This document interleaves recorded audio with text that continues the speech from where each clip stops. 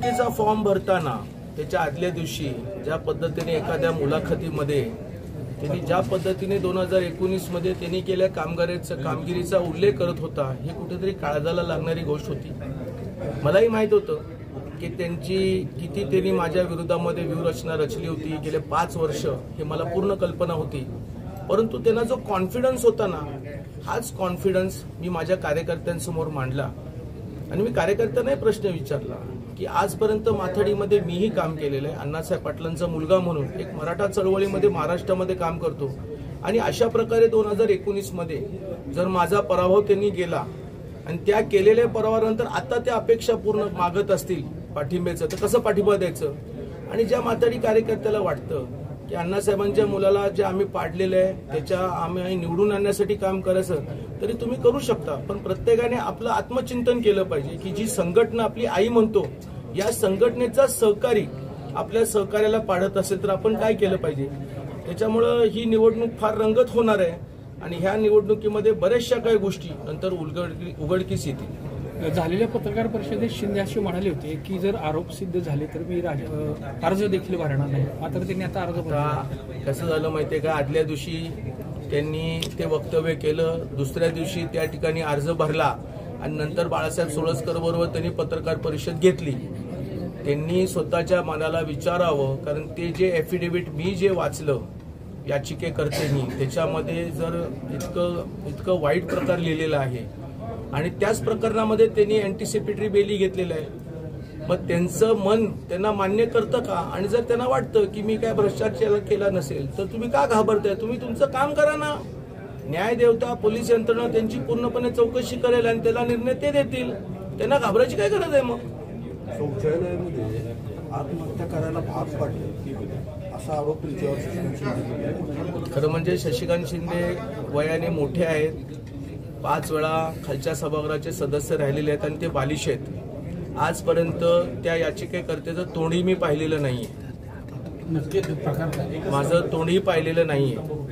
परंतु त्यांना अधिकची माहिती पाहिजे असेल तर नक्कीच आपण कोर्टाचेही कागदपत्र आपण त्या ठिकाणी पब्लिकली त्या ठिकाणी जर देऊ शकत असू तर आपण त्या ठिकाणी देऊ.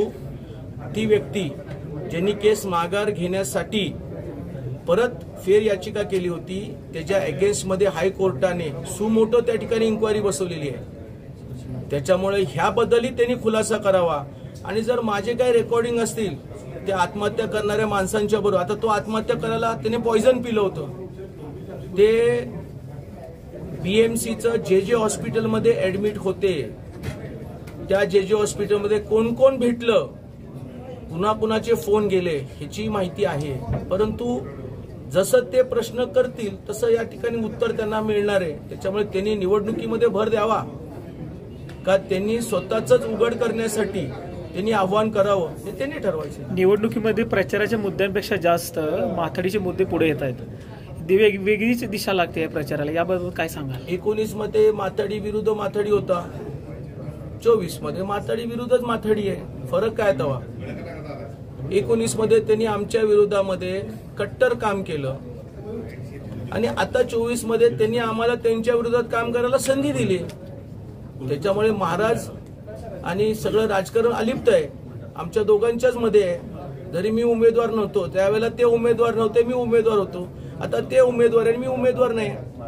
त्याच्यामुळे खरं म्हणजे ही निवडणूक देश पातळीवरच्या कामकाजाची असली पाहिजे, पण त्यांनीच ती ओढून घेतलेली आहे. मी सुरुवात नाही केली, त्यांनी केलेली आहे. त्यांनी ठरवावं काय करायचं. काय होतंय, आमदार महेश शिंदे आणि तुम्ही कुठंतरी उमेदवाराला डॅमेज करण्याचं एक हे होते, अशा पद्धतीच्या चर्चाही आहेत. सत्य लोकांपर्यंत आणणं हे जर डॅमेज शब्द असेल तर ते आम्ही करतोय.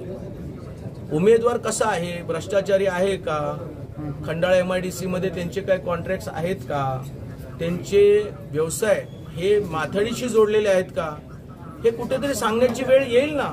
कुणीतरी त्यांच्याकडनं पीडा झालेली आहे ना. त्याच्यामुळे खरी परिस्थिती ही टप्प्याटप्प्यामध्ये येणारच आहे आणि ती आली पण पाहिजे. आमच्या एकाच इलेक्शनमध्ये एका पार्टीचे नाहीत ना, आणि त्यांना वेळ असेल तर त्यांनी जावं नवी मुंबईला, पत्रकार परिषद घ्यावी, तो शौचालय घोटाळा दाखवावा, संचालक मंडळाचं पोलीस यंत्रणेच्या माध्यमातून अधिकाऱ्यांची तपासणी करण्यात यावी. आणि त्यांनी तिथं जाऊन करावं. आम्हाला आमच्या उमेदवाराचं काम आहे, आम्हाला निवडून आणायचंय, मोदी साहेबांकडे पाठवायचंय. आम्हाला आता वेळ आहे का तेव्हा त्याच्यावर जाऊन पत्रकार परिषद घ्यायला? आज सातारा जिल्ह्यामध्ये खूप मोठ्या प्रमाणामध्ये केंद्र सरकारकडनं आदरणीय पंतप्रधान मोदी साहेबांकडनं जातीनं त्या ठिकाणी विकास कामं झालेली आहेत. आणि अशा परिस्थितीमध्ये हा प्रत्येक जो मतदार आहे, जो ग्रामीण भागातला शेतकरी आहे, तो थेट जरी जोडला नसला, थेट जरी भाजपशी जोडला नसला, परंतु प्रत्यक्षामध्ये त्याच्या खात्यावरती त्याला योजनेचा लाभ मिळालेला आहे. आकडे सांगून आम्हाला विजयाची म्हणतात ना फिगर आहे तो कमी करायचा नाही.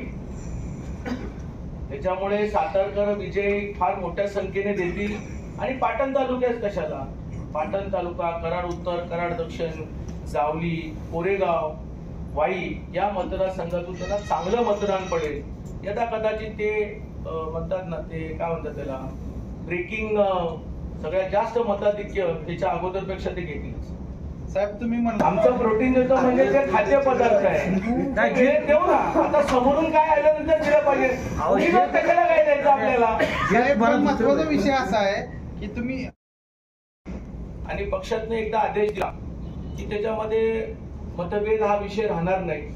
यदा कदाचित त्यांच्या व्यासपीठावर तुम्ही फार कमी दिसेल, पण माझ्याकडे एक पक्षाने जबाबदारी दिलेली आहे. त्या जबाबदारीमध्ये जी मला जबाबदारी दिली त्या जबाबदारीचं मी कामपणे 100% त्या ठिकाणी करतो.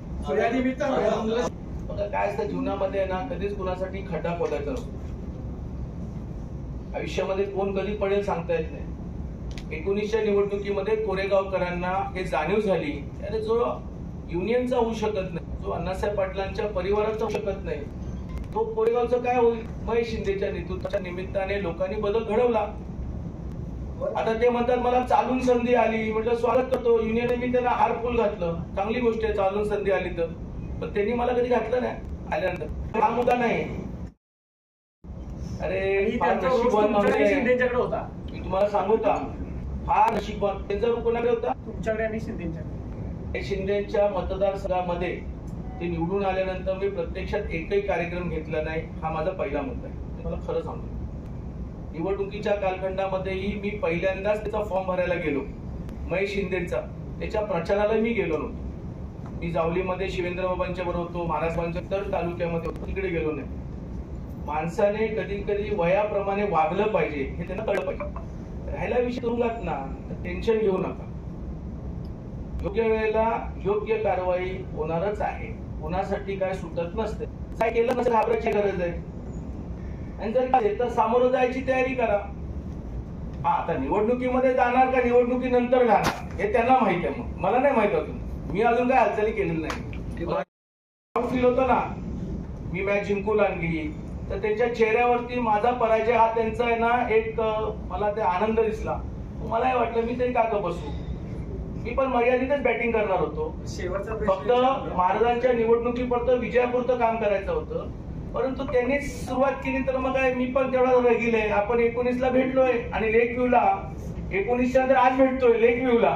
त्याच्यामुळे माझ्यामध्ये तेवढंच रगीलपण आहे ना. शेवटचा प्रश्न विचारतो, तुमच्या उमेदवाराचे असेल तर कुठले काम आपण त्याच्यामध्ये चांगला बदल घडवू, टेन्शन घेऊ नका. Okay, thank you very much.